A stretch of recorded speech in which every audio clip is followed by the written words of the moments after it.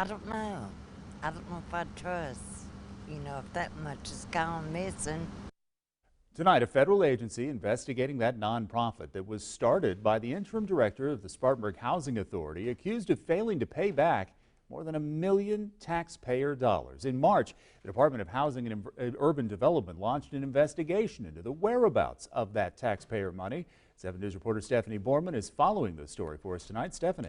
Gordon, according to HUD, the nonprofit in question is the Community Development and Improvement Corporation, or CDIC. It was started by Reginald Barner before he took over as the head of the Spartanburg Housing Authority. Now HUD's investigation is raising some eyebrows.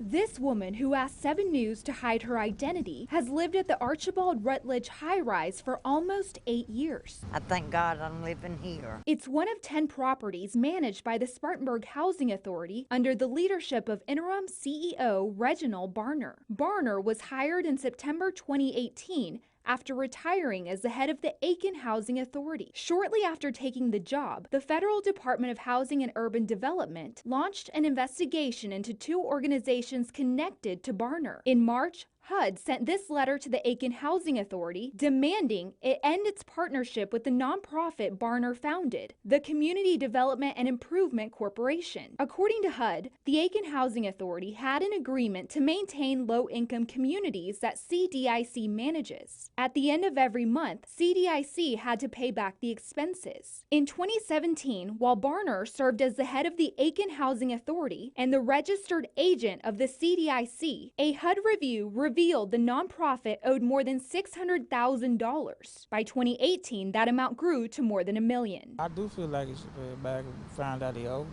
HUD says the cash is still unaccounted for. How would you go about finding it?